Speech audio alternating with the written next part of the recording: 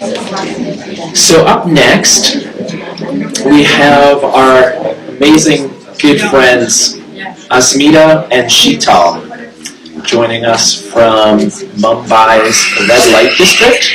So the title of the talk is Lal Bhakti Express. Ashi and Sheetal, welcome up.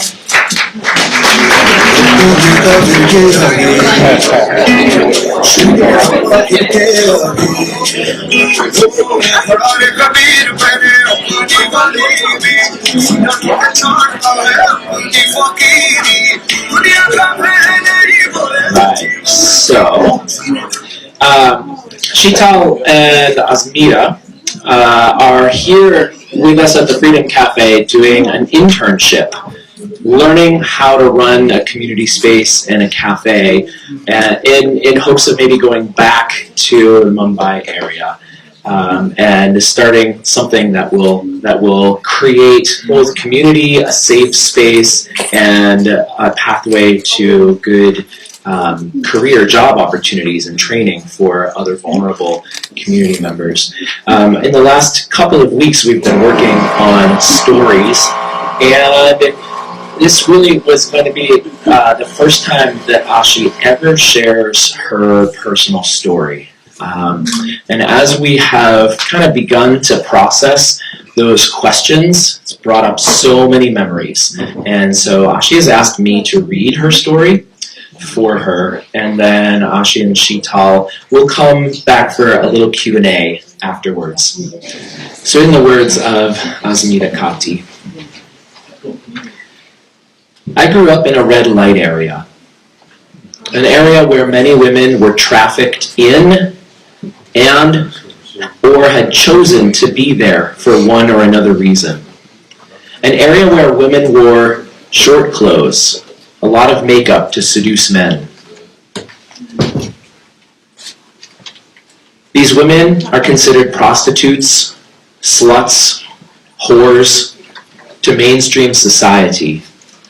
But have you ever thought about what they are when they're not out on the street? Wearing short clothes, putting on makeup, getting customers.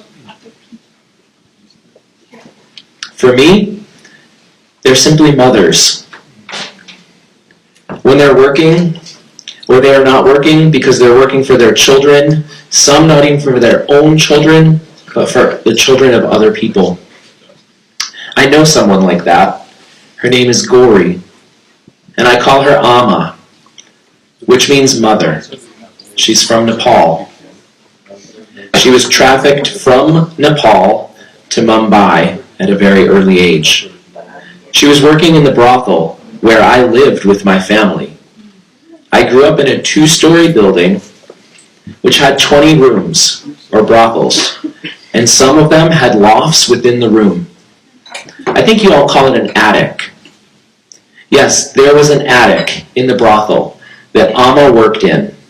It is in that attic that I was living with my family, my mother, my grandmother, father, and 2 sisters.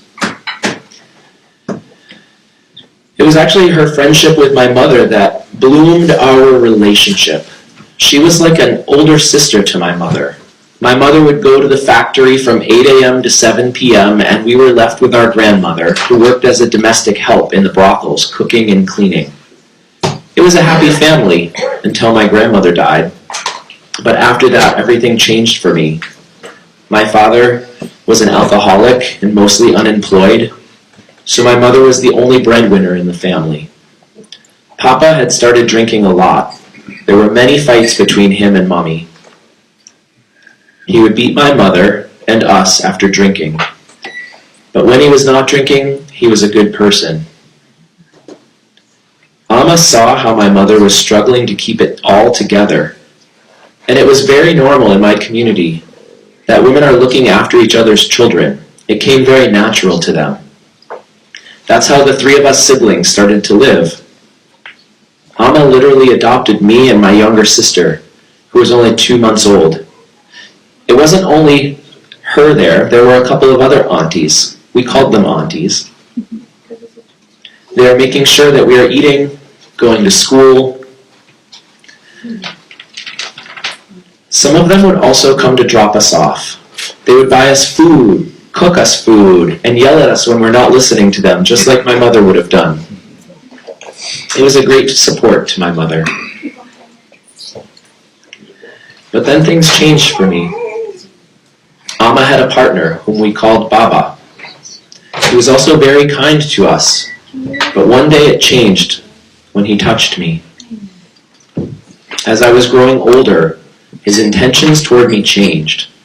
He knew my schedule, my school time.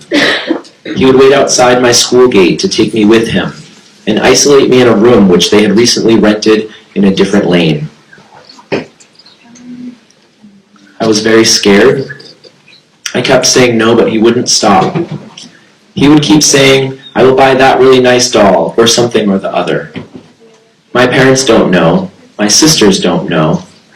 I was scared. Whom could I tell? I was very scared. I told my friend, and she told my sister. My sister told my mother, who was devastated. But she didn't know what to do, because no one would believe us, since we were very poor, and Amma and Baba had been helping us for a long time. Also, we knew if Amma found out, she would be devastated. So as a family, we decided not to tell Amma. Baba stopped abusing me. I decided not to tell Amma because of the love and respect I have for her. I know she will be heartbroken, and it will affect her very deeply. She has given my family and me the love which is difficult to find in one's own family. She has worked extra hours to support me and my sister, fulfilled each and every wish we had.